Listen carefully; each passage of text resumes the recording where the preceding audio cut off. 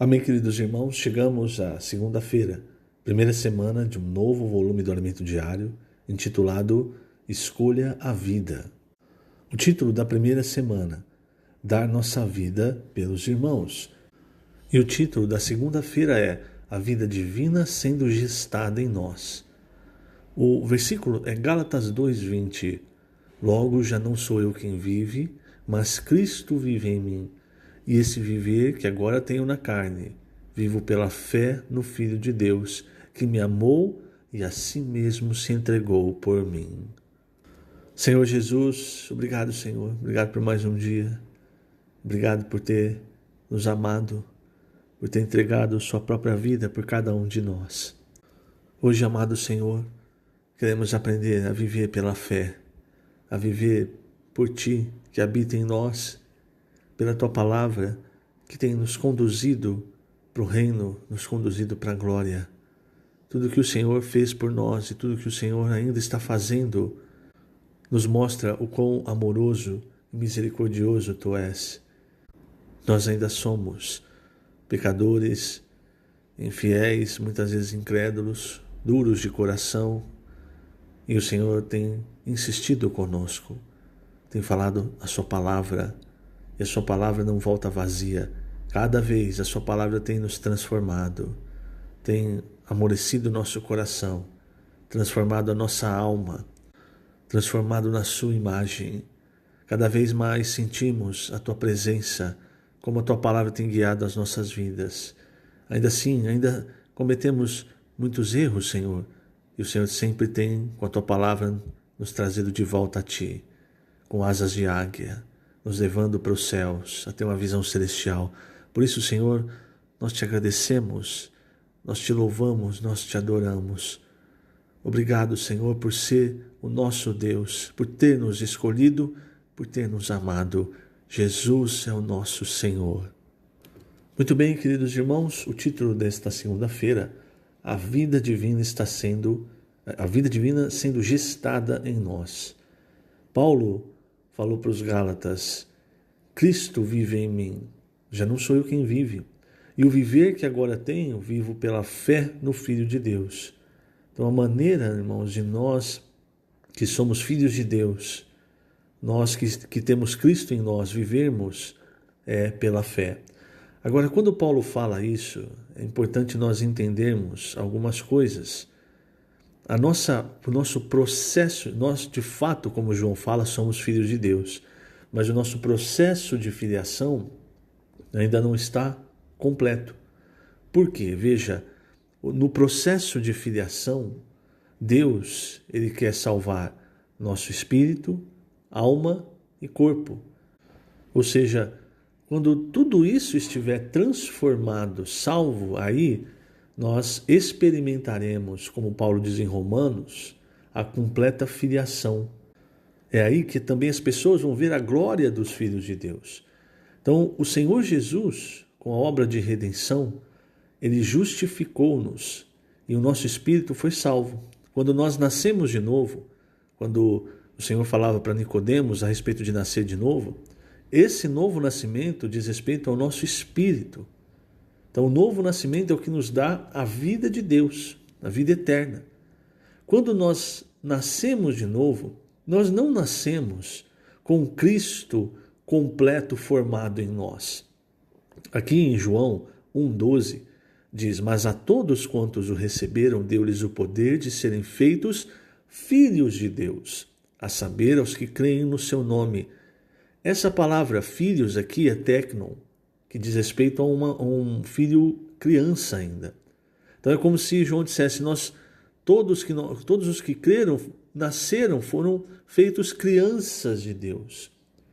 É por isso que Paulo fala para os Gálatas que ele precisa sofrer de novo as dores de parto até Cristo ser formado em vós. Então hoje, irmãos, o segundo processo de filiação diz respeito à nossa alma. A nossa alma, ela precisa ser transformada, ela precisa ser salva. O apóstolo Pedro, na sua primeira epístola, ele fala que o fim da fé é a salvação da nossa alma. Então o objetivo hoje de nós vivermos pela fé é que Cristo cresça em nós, a partir do Espírito, para a nossa alma. E ao crescer, nós vamos sendo transformados à imagem de Cristo. Conforme nós vivemos no Espírito, vivemos pela fé, a glória de Deus vai sendo infundida em nós. E essa glória ela vai formando Cristo em nós, na nossa alma, de modo que nós passamos a mudar o nosso viver, nossa maneira de falar, todas as coisas exteriores. Não do exterior para o interior, mas do interior para o exterior. Vai mudando, vai sendo transformado. Então, esse é o segundo processo de filiação, é o que diz respeito a nós hoje. Porque o último passo da filiação, o terceiro passo, também é o Senhor quem vai realizar, é a salvação do nosso corpo, a redenção do nosso corpo. E isso só na volta do Senhor. Então veja, nós temos corpo, alma e espírito. Quando a filiação se tornar completa, quer dizer, o nosso espírito, alma e corpo, todo é tomado da vida de Deus. Então, com relação ao primeiro passo, com relação à salvação do nosso espírito, foi o Senhor que fez tudo. Com relação ao terceiro passo, o último, a redenção do nosso corpo, quando o nosso corpo for transformado, também é o Senhor que fará isso. Isso o apóstolo Paulo nos diz na epístola aos Filipenses, capítulo 3, versículo 21, ele diz, o qual transformará, ele está falando do Senhor Jesus, o qual transformará o nosso corpo de humilhação para ser igual ao corpo da sua glória, segundo a eficácia do poder que ele tem de até subordinar a si todas as coisas. Então, o primeiro passo e o terceiro passo, o primeiro e o último, estão na mão de Deus, não diz respeito a nós, mas a salvação da nossa alma.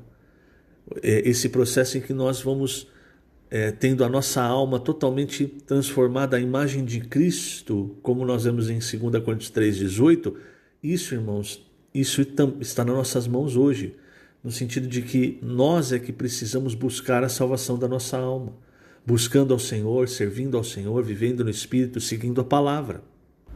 E aí entra o versículo de 1 João 3,2, quando João diz, amados, agora somos filhos de Deus. Quer dizer, nós já somos filhos de Deus.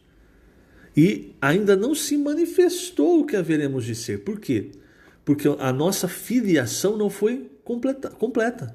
Falta ainda a salvação da nossa alma, a salvação do nosso corpo. Então, quando isso acontecer, o nosso corpo vai ser igual ao corpo da glória do Senhor Jesus. Por isso ele diz, ainda não se manifestou o que haveremos de ser. Sabemos que quando ele se manifestar, seremos semelhantes a ele. Por que nós seremos semelhantes a ele? Porque o processo de filiação está completo. O próprio Senhor Jesus, após a ressurreição, ele obteve o corpo de glória, foi que a profecia se cumpriu. O Salmo, Tu és meu filho, eu hoje te gerei. Por quê? Porque ali, após a ressurreição, o homem Jesus foi glorificado. E nós também, irmãos, nós seguimos os passos de Cristo para a glória. Porque é isso o que o Senhor nos mostra, que o Senhor Jesus, ele é o protótipo, é o filho primogênito e agora ele está conduzindo muitos filhos de Deus à glória. 1 Tessalonicenses, capítulo 2, versículo 12, também diz isso. Ele diz, versículos 11 e 12, sabeis ainda que de maneira como o Pai a seus filhos, a cada um de vós, exortamos, consolamos e admoestamos. Quem é esse? É o apóstolo Paulo, é a palavra profética. A palavra profética, ela exorta, ela consola, ela admoesta. Qual é a intenção? É o final desse versículo 12. Para viverdes por modo digno de Deus, que vos chama para o seu reino e glória. Há um chamamento, irmãos, para a glória, há um chamamento para o reino. Então a nossa alma, quando Cristo entrou no nosso espírito, a nossa alma, ela precisa agora ser totalmente salva. A nossa vida da alma precisa ser negada e ela foi crucificada com Cristo. Mas a nossa alma, que muitas vezes é escrava do pecado, ela precisa ser salva. E como ela é salva, ela é transformada na imagem de Cristo, através de receber a vida de Deus. É o que nós vemos aqui no Alimento Diário, página 5, ali no finalzinho da página, no último parágrafo. O que em nós foi gerado ainda está oculto e não se manifestou, porque essa vida ainda precisa ser alimentada e desenvolver-se até tornar-se um ser totalmente formado, para então vir à luz. Isso pode ser comparado com a condição de uma mulher grávida. Ela gesta um feto e depois vê nascer um bebê formado. A mãe continua sendo a mãe, mas o filho é um novo ser. Igualmente, na gestação espiritual, está sendo gerado em nós um ente divino, que somos nós mesmos como filhos de Deus. A respeito disso, o apóstolo Paulo menciona em Gálatas: logo, já não sou eu quem vive, mas Cristo vive em mim. E esse viver que agora tenho na carne, vivo pela fé no Filho de Deus, que me amou e a si mesmo se entregou por mim. Então, viver pela fé, viver pelo Filho de Deus, irmãos, faz com que o Senhor cresça cada vez mais em nós. E aí as pessoas vão olhar para nós e não vão ver, o fulano melhorou. Não, não é uma melhora exterior. O fulano agora está se parecendo interiormente com Cristo. Cristo está aparecendo exteriormente porque ele está sendo formado interiormente. E aí, qual é o resultado? O resultado, irmão, se você ler o capítulo 3 de João, ele lança esse ponto importantíssimo e depois, o que ele faz? Ele começa a falar sobre o pecado, sobre não viver no pecado. Por que ele começa a falar sobre isso? Porque se nós ainda vivemos por nós mesmos, pela nossa vida da alma, pela nossa carne, nós ainda vamos viver uma vida de pecado. E essa vida de pecado, ela barra o crescimento da vida de Deus em nós. Pode não ser pecados grosseiros. A gente costuma dizer pecado grosseiro como você não vai matar uma pessoa, talvez você não vai adulterar, enfim. Mas são pecados que você às vezes nem percebe, ou que você julga, isso aqui não tem problema. Só que são esses pecados que vão se acumulando no seu viver, que barram a comunhão com Deus. E como barram a comunhão com Deus, barram o crescimento de vida. Então, como nós vimos semana passada, você pode perceber, o Senhor ele começa a tratar aqui no terceiro capítulo essa questão dos pecados. João já havia mencionado isso no primeiro capítulo, lá no começo, mas ele volta. Por quê? Porque isso é importante. E ele dá a fonte, irmãos, aqui. Ele fala, aquele que pratica o pecado procede do diabo. Olha, irmãos, às vezes a gente pensa assim, não, eu já sou filho de Deus, eu não tenho mais relação nenhuma com Satanás. Infelizmente ainda há uma ligação entre nós e o diabo, através da carne.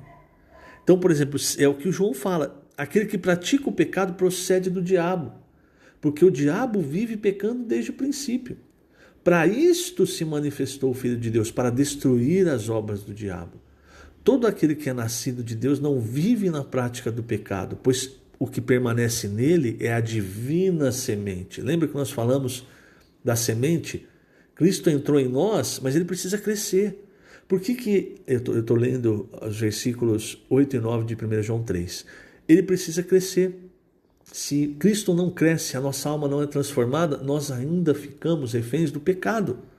Então não é só uma questão de ser salvo, mas dessa semente divina crescer até Cristo ser formado em nós. E aí quando você vai para os versículos 11 e 12, João ele novamente lança algo que ele já havia lançado no seu evangelho, algo importantíssimo. Os versículos 11 e 12, depois que ele tratou essa questão, ele diz, porque a mensagem que ouvistes desde o princípio é esta, que nos amemos uns aos outros.